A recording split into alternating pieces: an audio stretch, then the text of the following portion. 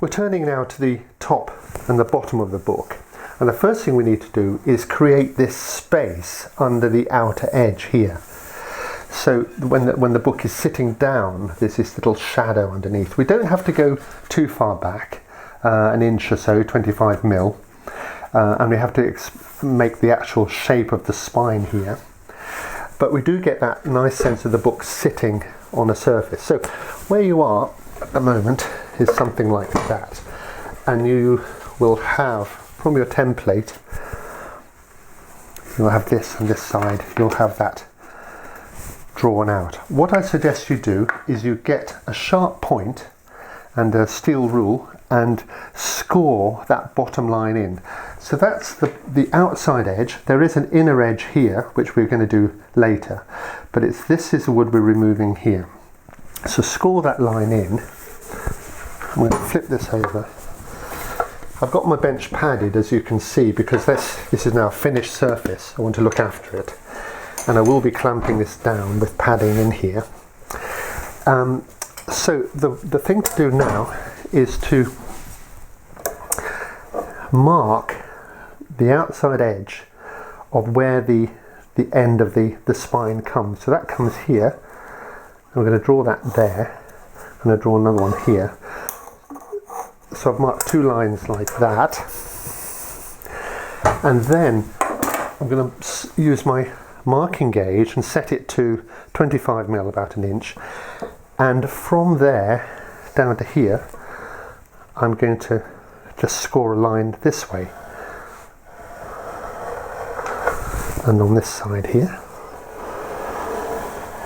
So remember, when you use this marking gauge, you press it into the wall here, so it acts as a fence. So I've got now a line here. That one. If I just run that along here. Whoops. This one here. This has to be removed, and it has to remove down here. So the first thing to do is to take this strip of, it's like a wedge going to nothing here, deep here, and then we can shape this bit. There's nothing special about removing this piece of wood. You can see it as removing in a relief carving down to a background, which is the bottom or the outside of the cover here. So in our normal sort of carving way, we could start by running a V-tool along here, just on the inside of the line.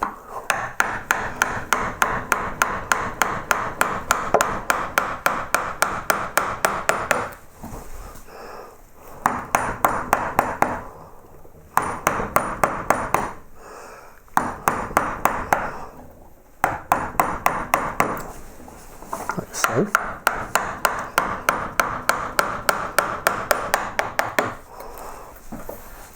And then across the grain with a deep gouge this way.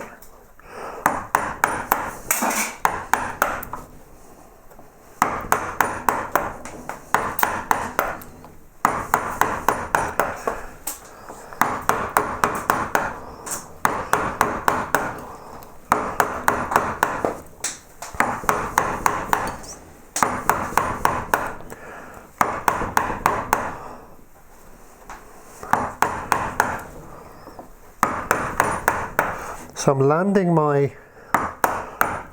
cut, I'm trying to go straight across and landing the cut just above the line that I've drawn.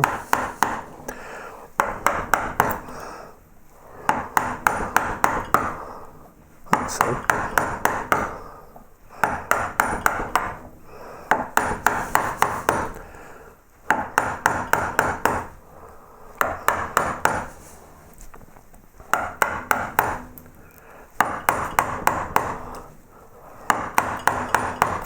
Of course, the cuts get shallower as we go up to disappear up here.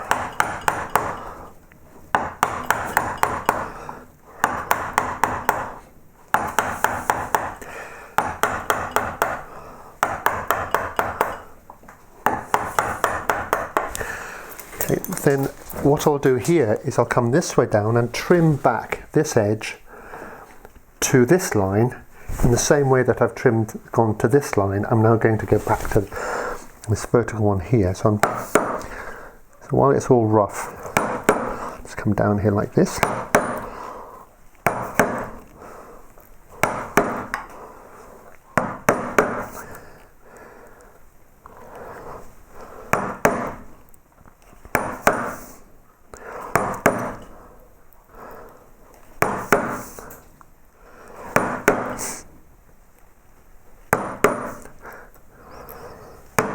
Of course, both sides are the same. So what I'll do, I'll just show you one side, but I will do the other side exactly like this. Okay, so I'm sort of working back this way. Then I'll remove some of these deeper cuts with a number 6 gouge. So starting to come much closer to the finished surface, like so.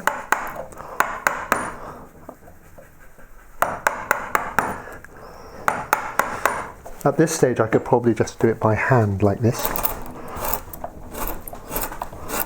but let me use the mallet because that'll get in the way of the camera.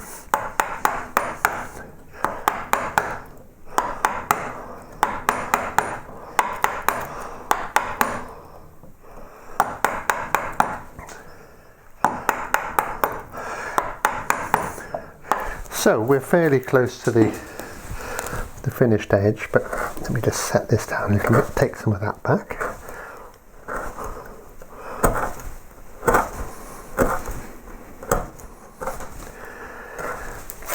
And then I'll get my flat gouge, which is a number 3, and I'll start cleaning up this surface. Now because I'm going downhill, I can probably go with the grain in this direction, but if the grain is moving about, then I might find I have to go across. It doesn't really matter.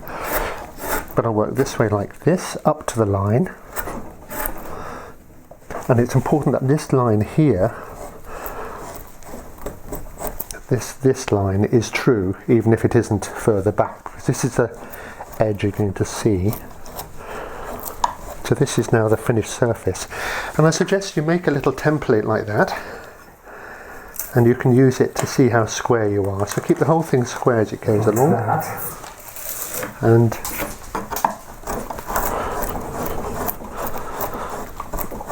that's the first part of it done. This top edge here, I would get a chisel, whatever the widest chisel you have, and just set that back in here to that score line, like that.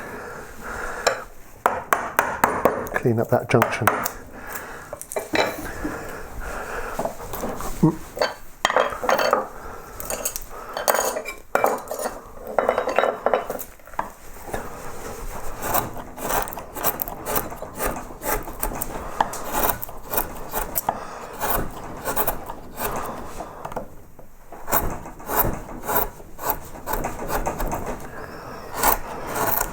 So from here it'll be hardly any wood taken away here.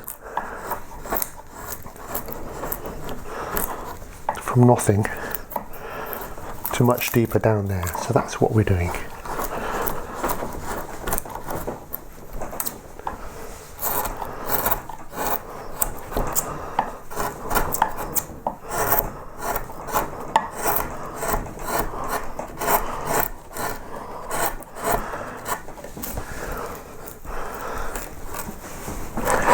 When we finish one side, we'll do this side as well, and then we can work on the middle bit. I've done both edges here. Before we leave, what I think is a good idea is to take a fine rasp or a block with some sandpaper and just run it along this edge here. And that makes sure that this edge here is really nice and flat and smooth and clean, because this edge is going to be where the sort of reference point for the other side. So when we've done this and that edge here, we can now come to this middle bit and just finish all this off here. We can do this end of the spine in two parts. We can do this fold here, and the little edge here, and then we can do this middle bit there, and both will stop at an extension of that line going across here. What I would do to begin with then is I would put a stop cut in here and in this side here, because we're going to be cutting back like this, and that'll stop us there. So we remove some of this wood out here. We can get our V-tool in there again, I think. I'll just do one side here, and the other side will be the same, of course. So take away the waste wood in there. Keeping square back.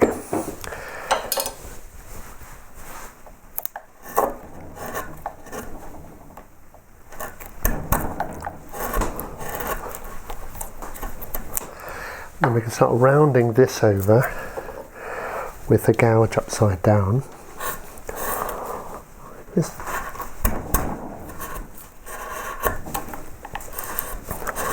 So this is coming in at 90 degrees.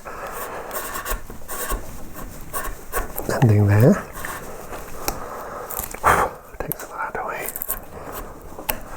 Then to clean this up in here, I think probably a skew chisel is the best. We're going to come round and push that down in there like that.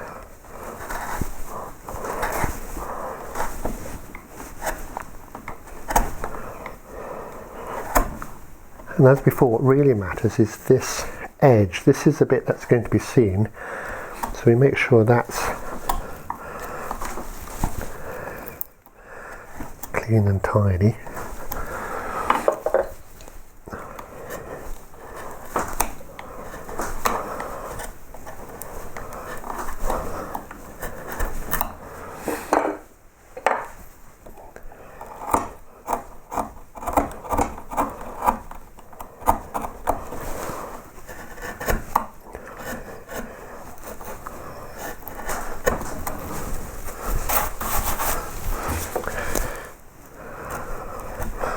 There's no need to sand it, you can if you want, but I'm not going to, so just make sure that's all tidy in there, and then that's the first bit, it's coming round in there.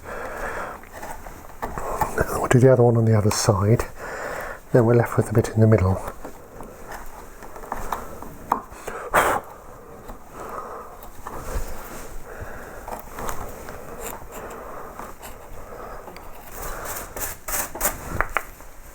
This last bit is fairly straightforward. It's a matter of cutting across. So again, we'll give ourselves a stop cut. Whatever chisel you've got. And that continues that edge along here. You could scoop in the V-tool like this, if you like. Of course, you're going to go uphill. You can take some of that away. There's a little buffer zone, and then just as before, we're going to go across like this, trying to keep square again.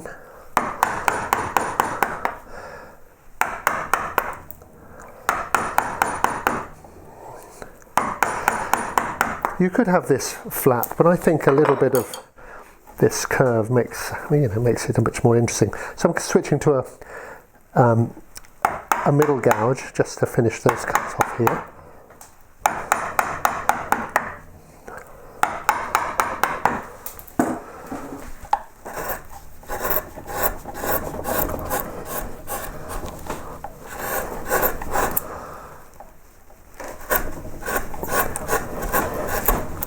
So what's going to happen now is I'm going to want to come downhill over here with a gouge like this.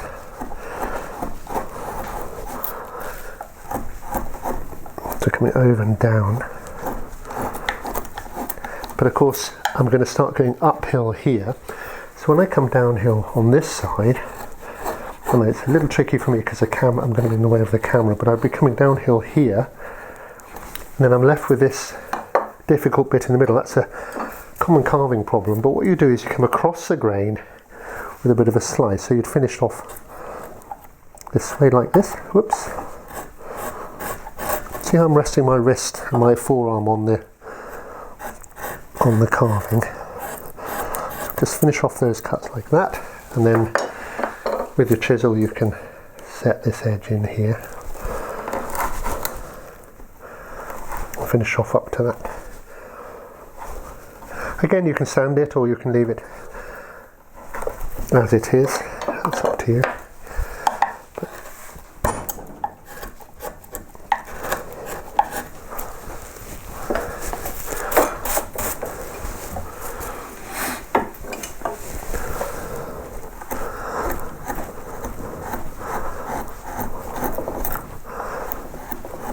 But again, paying attention to that edge here.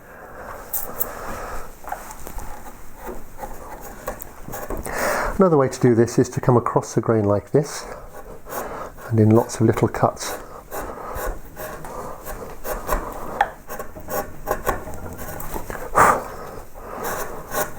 Come down the hill. Like that.